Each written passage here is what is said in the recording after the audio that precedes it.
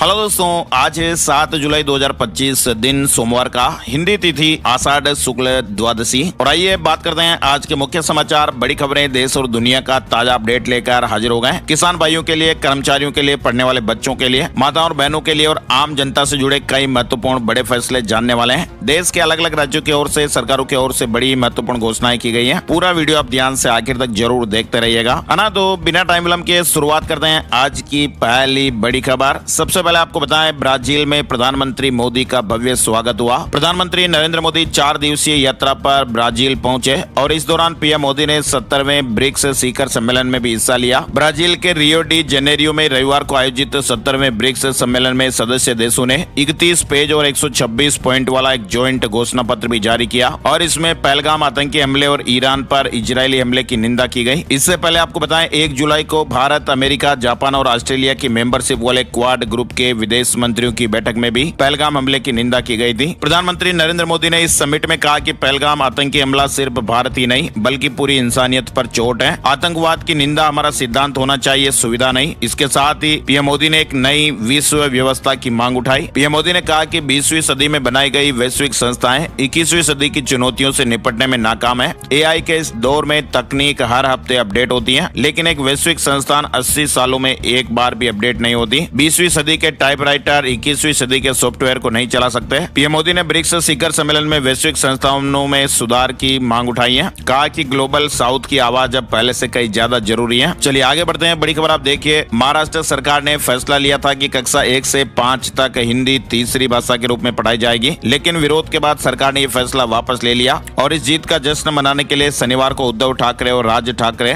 सालों बाद एक मंच पर साथ नजर आए। वहीं आपको बताएं, उद्धव की शिवसेना ने रविवार को यह साफ किया कि उनकी पार्टी हिंदी भाषा के खिलाफ नहीं है। पार्टी के नेता संजय राउत ने कहा, तमिलनाडु में जो हिंदी विरोध है उसमें वे न हिंदी बोलते हैं और न दूसरों को बोलने देते हैं, लेकिन महाराष्ट्र में हमारा ऐसा कोई रुख नहीं है। हम हिंदी बोलते हैं, यहाँ हिंदी फिल्में, थिएटर और संगीत भी है। हमारी लड़ाई सिर्फ प्राथमिक शिक्षा में हिंदी थोपने के खिलाफ है। संजय राउत ने कहा कि डीएमके नेता एमके स्टालिन को उनके संघर्ष के लिए शुभकामनाएं, लेकिन हमारी सीमाएं स्पष्ट है। चलिए आगे बढ़ते हैं, बड़ी खबर। अमरनाथ यात्रा 4 दिन में 50,000 श्रद्धालुओं ने दर्शन कर लिया है। बारिश के बीच 5वां जत्था जम्मू से रवाना हुआ। 3.5 लाख यात्रियों ने रजिस्ट्रेशन किया है। यानी अमरनाथ यात्रा के पहले 4 दिनों में ही 50,000 से ज्यादा श्रद्धालुओं ने पवित्र गुफा में हिम शिवलिंग के दर्शन किए हैं। ये यात्रा 3 जुलाई से शुरू हुई थी, समापन 9 अगस्त को रक्षाबंधन के दिन होगा। साथ ही आप देखिए, एलन मस्क ने राजनीतिक दल बना लिया है और उसका नाम रखा अमेरिका पार्टी। कहा कि रिपब्लिकन और डेमोक्रेट दोनों ही भ्रष्ट हैं, देश को 2 पार्टी सिस्टम से आजादी मिलेगी। अरबपति बिजनेसमैन एलन मस्क ने शनिवार को अमेरिका में एक नई पॉलिटिकल पार्टी बनाने का ऐलान किया। उन्होंने इसका नाम अमेरिका पार्टी रखा और एलन मस्क ने अपने सोशल मीडिया प्लेटफॉर्म एक्स पर इसकी जानकारी दी। एलन मस्क ने अपनी पोस्ट में कहा कि आप में से 66% लोग एक नई राजनीतिक पार्टी चाहते हैं और अब ये आपको मिलेगी। भारत जल्द ही अमेरिका पर जवाबी टैरिफ लगाएगा। यूएस ने ऑटोमोबाइल और पार्ट्स पर 25% ड्यूटी लगाई है और इससे 24,710 करोड़ का एक्सपोर्ट खतरे में है। कुल मिलाकर भारत जल्द ही अमेरिका पर जवाबी टैरिफ लगाने का ऐलान कर सकता है। वहीं आप देखिए, हमारे देश में गरीबी की दर 16.2% से घटकर 2.3% हुई। 2011 से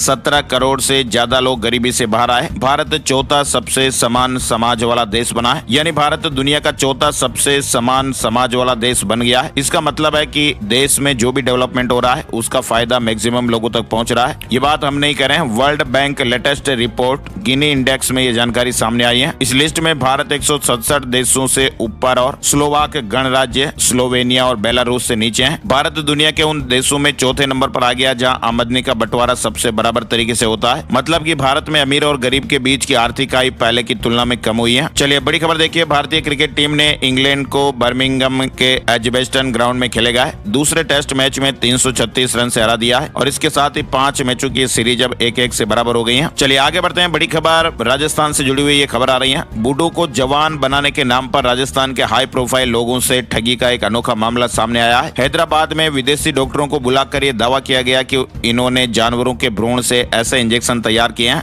जो बूढ़े को जवान कर देते हैं। और इस ठगी का खुलासा पिछले सप्ताह हुआ था, जब अजमेर के एक बड़े बीजेपी नेता और होटल व्यवसायी ने एक मामला दर्ज कराया था। आरोपियों ने एक बीजेपी नेता से उनकी उम्र 10 साल कम करने के नाम पर 18 लाख से ज्यादा रुपए ठग लिए। कुल मिलाकर कई दूसरे बड़े नेताओं और अमीर लोगों के साथ भी ये ठगी हुई है। यानी बूढ़े लोगों को दोबारा जवानी और बूढ़ों को जवान बनाने के नाम पर ये राजस्थान के हाई प्रोफाइल लोगों से ठगी का एक अनोखा मामला इस वक्त सुर्खियों में है। साथ ही आप देखिए, तेलंगाना फैक्ट्री धमाका में मरने वालों का आंकड़ा 42 हो गया है। 8 अभी भी लापता है। 6 दिन हो चुके हैं, लेकिन अभी भी सर्च ऑपरेशन जारी है। चलिए अगली बड़ी खबर आप देखिए। एनएमसी यानी राष्ट्रीय चिकित्सा परिषद ने हाल ही में मेडिकल संकाय नियमों में संशोधन करते हुए 2025 के नए फैकल्टी नियम अधिसूचित किए हैं। और इन नए नियमों के अनुसार अब 10 सालों का अनुभव रखने वाले गैर शिक्षण विशेषज्ञ या परामर्शदाता सरकारी हॉस्पिटलों में एसोसिएट प्रोफेसर पद के लिए पात्र होंगे, जबकि 2 वर्षों का अनुभव रखने वाले डॉक्टर सीनियर रेजिडेंसी के बिना भी सहायक प्रोफेसर बन सकते हैं। राष्ट्रीय चिकित्सा आयोग एनएमसी ने मेडिकल शिक्षकों के लिए नियमों में ढील दी है, जिससे संकाय सदस्यों की संख्या बढ़ेगी। सरकारी अस्पतालों में अनुभवी गैर शिक्षण विशेषज्ञ एसोसिएट प्रोफेसर बन पाएंगे। चलिए अगली बड़ी खबर आप देखिए। एक साथ चुनाव कराना संविधान सम्मत। जी हां, भारत के पूर्व मुख्य न्यायाधीशों सीजेआई ने देश में एक साथ चुनाव कराने पर संसद की संयुक्त समिति के समक्ष अपने विचार रखे हैं। उन्होंने एक देश एक चुनाव की अवधारणा की संवैधानिकता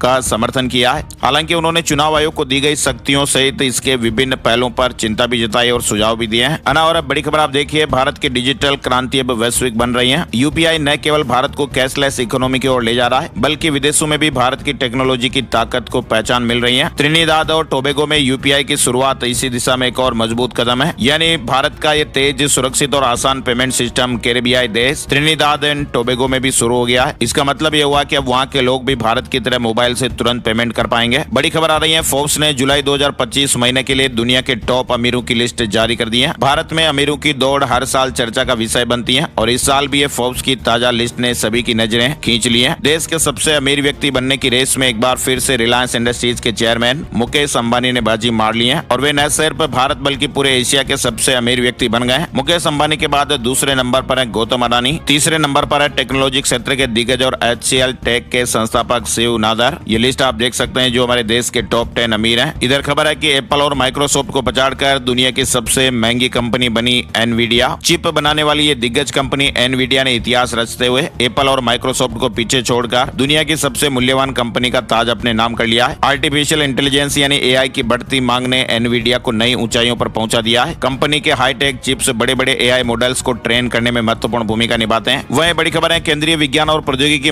राज्य मंत्री स्वतंत्र प्रभार डॉक्टर जितेंद्र सिंह ने रविवार को राजधानी दिल्ली स्थित CSIR institute of genomics and integrative biology में अत्याधुनिक फेनोम इंडिया राष्ट्रीय बायो बैंक का उद्घाटन किया है। उन्होंने कहा कि ये पहल भविष्य में हर भारतीय के लिए उनकी आनुवंशिक संरचना, जीवन शैली और पर्यावरण के मुताबिक व्यक्तिगत इलाज को संभव बनाएंगी। और ये बायो बैंक भारत में पहली बार एक ऐसा हेल्थ डेटाबेस विकसित करेगा जिससे देश भर के 10,000 लोगों से जीनोमिक, क्लिनिकल और लाइफस्टाइल डेटा इकट्ठा किया जाएगा। ये प्रणाली यूके के बायो बैंक मॉडल से प्रेरित है। नेशनल बायो बैंक से अब हर भारतीय को मिलेगा व्यक्तिगत इलाज। वहीं बड़ी खबर है। पंजाब के पूर्व मंत्री बिक्रम सिंह मजीठिया को कड़ी सुरक्षा के बीच नाभा जेल ले जाया गया है। रविवार को मजीठिया की रिमांड खत्म हुई, जिसके बाद कोर्ट में पेशी हुई। मोहाली कोर्ट ने उन्हें 14 दिन की न्यायिक हिरासत में भेजा है। भारत के गोल्डन बॉय और Olympic champion Neeraj Chopra classic tournament का शानदार आगाज करते हुए खिताब जीत लिया है। बेंगलुरु के श्री कांतिरवा स्टेडियम में आयोजित इस अंतर्राष्ट्रीय स्तर की प्रतियोगिता में नीरज ने 86.18 मीटर का सर्वश्रेष्ठ थ्रो कर पहला स्थान हासिल किया। साथ ही बड़ी खबर आ रही है। सरकारी बैंक में नौकरियां पाने का मौका। जल्दी 50,000 कर्मचारियों की भर्ती को लेकर बड़ा तोहफा आपको देखने को मिल सकता है। सरकारी बैंक जल्दी 50,000 कर्मचारियों की भर्ती करने जा रहे हैं। वहीं बड़ी खबर है। बॉलीवुड की मशहूर एक्ट्रेस काजोल और रानी मुखर्जी से जुड़ी एक ऐतिहासिक जगह का अब काया पलट होने जा रहा है। फिल्मिस्तान स्टूडियो ये अब एक लग्जरी रियल एस्टेट प्रोजेक्ट में तब्दील होने वाला है। आपको बताएं, ये स्टूडियो 82 साल पुराना और बॉलीवुड के गोल्डन एरा का गवाह रह चुका है। इस ऐतिहासिक संपत्ति को 3,000 करोड़ की एक बड़ी डील के तहत मुंबई में एक पॉश रेजिडेंशियल प्रोजेक्ट में बदला जाएगा। साथ ही आप देखिए, ईरान इजराइल जंग के बाद पहली बार दिखे सुप्रीम कमांडर खामेनेई शोक सभा में शामिल हुए। ईरान और इजराइल के बीच अभी हाल ही में हुए युद्ध के बाद सर्वोच्च नेता अयातुल्ला अली खामेनेई का आशुरा के एक शोक समारोह में पहली बार सार्वजनिक रूप से दिखाई दिए। ये समारोह युद्ध विराम के बाद उनका पहला सार्वजनिक कार्यक्रम था, जिसमें उन्होंने भाषण तो नहीं दिया लेकिन उपस्थित लोगों को अभिवादन किया। चलिए बड़ी खबर दिल्ली से आ रही है। दिल्ली सरकार ने ऐतिहासिक कदम उठाते हुए 1388 नर्सों और 41 पैरामेडिकल स्टाफ को स्थायी नौकरी दे दी है। मुख्यमंत्री रेखा गुप्ता और केंद्रीय स्वास्थ्य मंत्री जेपी नड्डा ने नर्सों और पैरामेडिकल स्टाफ को नियुक्ति पत्र सौंपे। दिल्ली की हवा लगातार 11वें दिन सबसे साफ रही। राष्ट्रीय राजधानी की हवा फेफड़ों को राहत देने वाली है। इसी बीच खबर है कि दिल्ली में उम्र पूरी कर चुके गाड़ियों पर बैन लगाने के फैसले पर एलजी सक्सेना सख्त है। सरकार को पुनर्विचार का सुझाव दिया है। दिल्ली सरकार के बाद अब एलजी वीके सक्सेना ने भी उम्र पूरी कर चुकी गाड़ियों को ईंधन नहीं देने और उन्हें जब्त करने वाले अभियान को अव्यावहारिक करार दिया है। एलजी ने सीएम रेखा गुप्ता को पत्र लिखकर इस संदर्भ में दिल्ली सरकार को सुप्रीम कोर्ट में पुनर्विचार याचिका दायर करने का भी सुझाव दिया है। एलजी ने यह साफ कहा कि दिल्ली इस तरह के कठोर प्रतिबंधों के लिए भी तैयार नहीं है और ये मध्यम वर्ग के लिए भावनात्मक और आर्थिक रूप से भारी पड़ सकता है। अभी हाल ही में आपको मालूम होगा एलजी ने जो ये पत्र है वो CAQM की ओर से जारी उस सर्कुलर के बाद लिखा है, जिसमें दिल्ली में पुरानी गाड़ियों को जब्त करके उन्हें स्क्रैपिंग के लिए भेजने के निर्देश दिए गए थे। दिल्ली सरकार ने कावड़ समितियों के लिए आवेदन की तिथि बढ़ा दी है। आवेदन जमा करने की अंतिम तिथि 5 दिन बढ़ाकर 10 जुलाई कर दी गई है। सिंगल विंडो सिस्टम से 72 घंटे के भीतर अनापत्ति प्रमाण पत्र भी जारी किए जा रहे हैं। साथ ही आप देखिए दिल्ली से जुड़ी एक और बड़ी खबर, तिहाड़ जेल से फरलो मिलने के बाद गैंगस्टर सोहराब फरार, एजेंसियां तलाश में जुट गई हैं। तिहाड़ जेल से फरलो लेकर गए गैंगस्टर सोहराब को 2 दिन पहले तिहाड़ जेल में वापस आना था और सरेंडर करना था, लेकिन उसने ऐसा नहीं किया है। बताया जा रहा है कि यूपी का ये गैंगस्टर तिहाड़ जेल से फरलो मिलने के बाद फरार हो गया है। तिहाड़ जेल प्रशासन ने दिल्ली पुलिस और यूपी STF को फरार होने की जानकारी दी है। चलिए अगली बड़ी खबर देखिए। केंद्रीय कृषि मंत्री शिवराज सिंह ने स्वीकार किया कि किसानों के साथ धोखा हुआ है। उन्होंने बताया कि कई किसानों ने सोयाबीन बोया था लेकिन बीज अंकुरित नहीं हुए, किसानों के साथ धोखा हुआ। इसके बाद उन्होंने कहा कि किसानों को राहत और मुआवजा मिलना चाहिए और अंत में उन्होंने किसानों को न्याय दिलाने की बात कही। केंद्रीय कृषि मंत्री शिवराज सिंह चौहान ने कहा है कि वे पूरे मामले की जांच कराएंगे और अगर कोई दोषी पाया जाता है तो उसके खिलाफ सख्त कार्रवाई की जाएगी। रविवार 6 जुलाई को शिवराज सिंह चौहान अपने गृहनगर विदिशा में थे और यहाँ उन्होंने किसानों के खेत देखे जहाँ सोयाबीन बोया गया था लेकिन सभी बीज अंकुरित नहीं हुए और ऐसे में किसान भाइयों को नुकसान हुआ है। साथ ही बड़ी खबर आ रही है, विश्व भर में युद्ध जैसे हालातों पर केंद्रीय मंत्री नितिन गडकरी ने चिंता जाहिर की है। केंद्रीय मंत्री ने कहा कि इजरायल और ईरान के साथ साथ रूस और यूक्रेन में युद्ध के बीच दुनिया भर में संघर्ष का माहौल है। रविवार को उन्होंने कहा कि महाशक्तियों की तानाशाही और निरंकुशता के कारण समन्वय, आपसी सद्भाव और प्रेम खत्म हो रहा है। दुनिया भर में संघर्ष का माहौल है और स्थितियां ऐसी है कि इन 2 युद्धों की पृष्ठभूमि में कभी भी विश्व युद्ध होने की आशंका है। केंद्रीय मंत्री ने कहा कि उन्नत तकनीकी के कारण युद्ध के आयाम भी बदल गए हैं। मिसाइलों और ड्रोन का उपयोग बढ़ रहा है जिससे टैंक और अन्य प्रकार के विमानों की प्रासंगिकता कम हो रही है। साथ ही नितिन गडकरी ने कहा कि इन सबके बीच मानवता की रक्षा करना मुश्किल हो गया है। अक्सर नागरिक बस्तियों पर मिसाइलें दागी जाती हैं, इससे गंभीर समस्या पैदा हो गई है और इन सभी मुद्दों पर वैश्विक स्तर पर चर्चा करने की जरूरत है। चलिए बड़ी खबर देखिए, मानसून की शुरुआत से ही अब डेंगू के मामलों में भी बढ़ोतरी को देखते हुए स्वास्थ्य विशेषज्ञों ने सभी लोगों को मच्छरों के प्रजनन को रोकने और डेंगू मलेरिया से बचाव के लिए प्रयास करते रहने की सलाह दी है। देश में मानसून की शुरुआत के साथ ही मच्छर जनित बीमारियों के मामले भी अब आने शुरू हो गए हैं। वहीं बड़ी खबर आ रही है, जून 2025 में वैश्विक खाद्य महंगाई को लेकर एक मिश्रित तस्वीर सामने आई है। संयुक्त राष्ट्र की खाद्य एवं कृषि संगठन की एक ताजा रिपोर्ट के मुताबिक जहां अनाज और चीनी जैसी बुनियादी चीजों के दामों में गिरावट से उपभोक्ताओं को थोड़ी राहत मिली है, लेकिन दूध, वनस्पति तेल जैसे जरूरी उत्पादों की बढ़ती कीमतों ने थाली को महंगा कर दिया है। चलिए अगली बड़ी खबर देखिए, दिल्ली हवाई अड्डे पर अभिषेक अग्रवाल नाम का CA गिरफ्तार किया गया और इस पर करीब 750 करोड़ रुपए के साइबर फ्रॉड करने के आरोप हैं। करीब 40 फर्जी कंपनियां बनाकर इसने इतनी बड़ी धोखाधड़ी को अंजाम दिया था। ऐप के जाल में 750 करोड़ की साइबर लूट की गई। चीन तक ये गिरोह फैला हुआ था। दिल्ली से मास्टरमाइंड अरेस्ट हो गया है। साथ ही बिहार से खबर आ रही है, बिहार के कटिहार जिले में मुहर्रम के जुलूस के दौरान हुई हिंसक झड़प के बाद एहतियात के तौर पर पूरे शहर में 24 घंटे के लिए सोशल मीडिया और इंटरनेट पर पाबंदी लगा दी गई है। महाराष्ट्र से बड़ी खबर आ रही है, महाराष्ट्र सरकार फसल बीमा में धोखाधड़ी करने वाले किसानों को ब्लैक लिस्ट करने की तैयारी में है। कृषि विभाग के अनुसार फर्जी दावा करने वाले किसानों पर कार्रवाई की जाएगी, जिससे वे कुछ सालों तक बीमा का दावा नहीं कर पाएंगे। वहीं सरकार ने कॉमन सर्विस सेंटरों यानी CSC के खिलाफ भी कानूनी कार्रवाई की है, जिन्होंने फर्जी आवेदन दाखिल किए थे। चलिए बड़ी खबर देखिए, लखनऊ में मतांतरण के आरोप में गिरफ्तार जलालुद्दीन उर्फ चांगूर बाबा की मुश्किलें बढ़ गई हैं। विदेशी फंडिंग के मामले में अब ED जांच करेगी। वहीं NIA टेरर फंडिंग के मामले में पूछताछ करेगी। ATS और STF की टीमें गिरोह के फरार सदस्यों की तलाश कर रही हैं। जांच में ये पता चला कि चांगूर बाबा ने कई लोगों का मतांतरण कराया और इसके लिए मोटी रकम दी गई। चलिए बड़ी खबर देखिए, शी जिनपिंग आजीवन राष्ट्रपति बनने की तैयारी के बाद अब सेवानिवृत्ति की तैयारी कर रहे हैं। ऐसी काफी सारी खबरें आ रही हैं। वे सत्तारूढ़ कम्युनिस्ट पार्टी के अंगों को अधिकार सौंप रहे हैं, जो उनके शासनकाल में ये पहली बार देखने को मिल रहा है। और अब विश्लेषक ये मान रहे हैं कि ये कदम सत्ता के व्यवस्थित हस्तांतरण या संभावित सेवानिवृत्ति की तैयारी के संकेत भी हो सकते हैं। चलिए बड़ी खबर देखिए। केंद्रीय गृह एवं सहकारिता मंत्री अमित शाह ने रविवार को गुजरात के आणंद में अमूल डेयरी परिसर में आयोजित कार्यक्रम को संबोधित करते हुए जनसंघ के संस्थापक डॉक्टर श्यामा प्रसाद मुखर्जी की जयंती के मौके पर देश के प्रति उनके योगदान का स्मरण किया। उन्होंने कहा कि यदि मुखर्जी न होते तो कश्मीर भारत का हिस्सा नहीं होता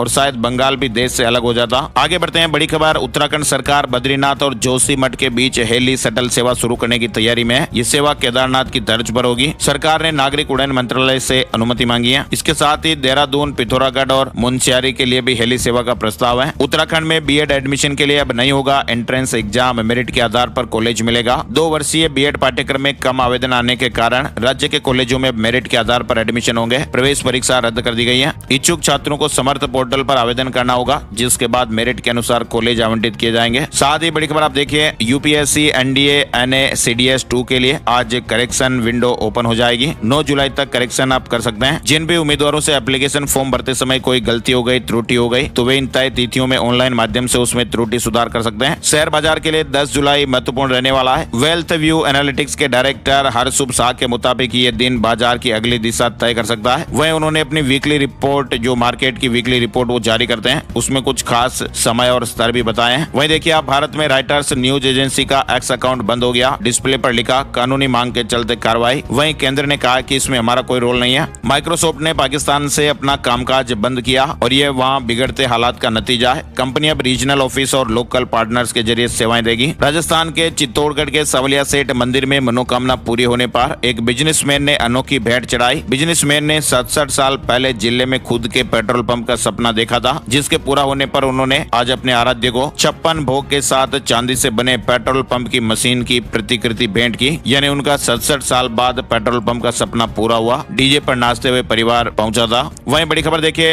institute of chartered accountant of India यानी ICAI ने सीए फाउंडेशन इंटरमीडिएट और फाइनल एग्जाम के रिजल्ट जारी कर दिए हैं। सीए फाइनल में जयपुर के हर्ष गर्ग की 7वीं रैंक, अक्ष गर्ग की 14वीं और श्रुति अग्रवाल की 32वीं रैंक आई है। वहीं अजमेर की आकांक्षा भी टॉप 50 में है। चलिए उत्तर प्रदेश से बड़ी खबर। एक पेड़ माँ के नाम अभियान। मुख्यमंत्री योगी आदित्यनाथ ने कहा कि एक पेड़ माँ के नाम अभियान 5 जून 2025 को प्रारंभ किया गया था, वह सफलता की ओर बढ़ रहा है। 9 जुलाई को अभियान सफलता की नई ऊंचाई को प्राप्त करेगा, जब एक ही दिन में 37 करोड़ पौधे लगाए जाएंगे। मध्य प्रदेश में पदोन्नति की प्रक्रिया शुरू, शिक्षकों में असमंजस। उच्च पद प्रभार को लेकर सरकार से स्थिति साफ करने की मांग की जा रही है। मध्य प्रदेश शासन ने सभी विभागों को 31 जुलाई तक पदोन्नति की प्रक्रिया पूरी करने के निर्देश दिए हैं और इसी के तहत स्कूल शिक्षा विभाग में भी पदोन्नति की कार्रवाई चल रही है। हालांकि इस प्रक्रिया में उच्च पद का प्रभार संभाल रहे लोक सेवकों, शिक्षकों के भविष्य को लेकर असमंजस की स्थिति बनी हुई है। उन्हें यह स्पष्ट नहीं है कि पदोन्नति में उन्हें प्राथमिकता मिलेगी या नहीं। वहीं मध्य प्रदेश के स्वास्थ्य विभाग के 4558 पद डाइंग कैडर घोषित कर दिए गए।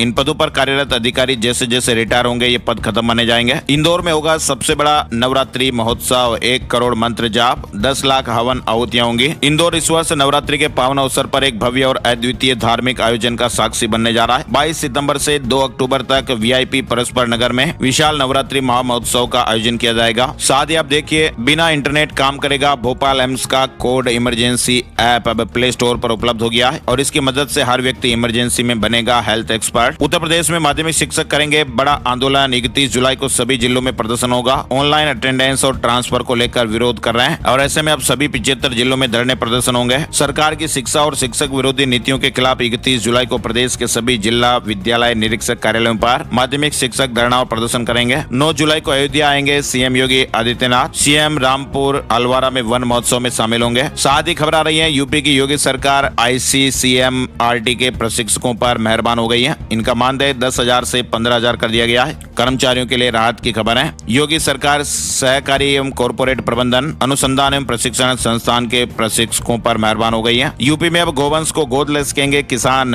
उत्तर प्रदेश के किसान अब गोवंश को गोद ले पाएंगे। इस पहल से न केवल गोवंश का संरक्षण होगा, बल्कि गौ आधारित अर्थव्यवस्था को भी मजबूती मिलेगी। यूपी में योगी सरकार एक अभिनव योजना की शुरुआत करने जा रही है। वाराणसी में पतंजलि योग समिति के संपर्क राज्य कार्यालय का शुभारंभ हुआ। अब प्रयागराज नहीं जाना पड़ेगा। प्रयागराज नगर निगम में नया सदन हॉल भी तैयार हो गया है। महापौर ने निरीक्षण किया। आधुनिक सुविधाओं से यह हॉल लैस होगा। आगरा की नई टाउनशिप अटलपुरम में लॉटरी से प्लॉट मिलेंगे। ADA की नई योजना अगस्त में लॉन्च हो सकती है। आरक्षण व्यवस्था भी लागू होगी। वहीं आप देखिए, बिहार से बड़ी खबर। अल्पसंख्यक छात्रों को BPSC परीक्षा की फ्री कोचिंग 12 जुलाई तक आवेदन कर सकते हैं। हरियाणा से जुड़ा अपडेट देखिए, यमुनानगर की 70 कॉलोनियों से हटेगा अवैध का दाग, 29 साल पहले हुई गलती सुधरेगी, लोगों को फायदा होगा। रोहतक में हाफ मैराथन के लिए रजिस्ट्रेशन शुरू हो गए, 13 जुलाई को सीएम हरी झंडी दिखाएंगे। रोहतक में नशे के खिलाफ जागरूकता के लिए आयोजित होने वाली हाफ मैराथन की ऑनलाइन रजिस्ट्रेशन प्रक्रिया शुरू हो चुकी है। ये मैराथन 13 जुलाई को कैथल में आयोजित की जाएगी। साथ ही आपको बताएं, पंजाब में अर्बन स्टेट के लिए लैंड पुलिंग के तहत की जा रही जमीन अधिग्रहण की प्रक्रिया को लेकर विरोध तेज हो गया है। संयुक्त किसान मोर्चा ने इस मुद्दे पर बड़ा ऐलान करते हुए बताया कि 18 जुलाई को चंडीगढ़ के सेक्टर 35 स्थित किसान भवन में सुबह 11 बजे ऑल पार्टी मीटिंग बुलाई जाएगी, जिसमें सभी दलों से राय ली जाएगी। पंजाब में लैंड पुलिंग नीति का विरोध हो रहा है। 30 को ट्रैक्टर मार्च, 24 अगस्त को महारैली होगी। पंजाब विधानसभा का स्पेशल सेशन 10 जुलाई को नोटिफिकेशन जारी हो गया है। 7 तारीख को कैबिनेट की मीटिंग होगी। बेअदबी के मुद्दे पर सख्त कानून बनाने पर भी मंथन होगा, ऐसे अपडेट आ रहे हैं। चलिए अगली बड़ी खबर आ रही है, रेलवे ने महादेव के भक्तों के लिए कंफर्म टिकट का इंतजाम किया है। श्रावणी मेला स्पेशल ट्रेन का टाइम टेबल जारी हुआ। हर साल सावन के महीने में झारखंड के देवघर में श्रावणी मेला लगता है और ऐसे में श्रद्धालुओं की सुरक्षा के लिए इस बार रेलवे ने स्पेशल ट्रेन चलाने का ऐलान किया। बिहार में मतदाता सूची के विशेष गहन पुनरीक्षण का पहला चरण पूरा हुआ, यानी एसआईआर अभियान का पहला चरण लगभग पूरा हो गया है। आयोग ने स्पष्ट किया कि अफवाहों पर ध्यान न दें और 25 जुलाई तक फॉर्म जमा करें। इधर बिहार में वोटर लिस्ट रिवीजन का ये मामला सुप्रीम कोर्ट पहुंच गया है। राजद ने मतदाता सूची के विशेष पुनरीक्षण यानी एसआईआर के खिलाफ सुप्रीम कोर्ट में याचिका दायर की है। उन्होंने कहा कि एसआईआर के लिए पर्याप्त समय नहीं है और सभी नागरिकों के पास आवश्यक दस्तावेज उपलब्ध नहीं है। बिहार में टीचर्स के म्यूचुअल ट्रांसफर को लेकर नया अपडेट आया है। खबर है कि अब जल्द ही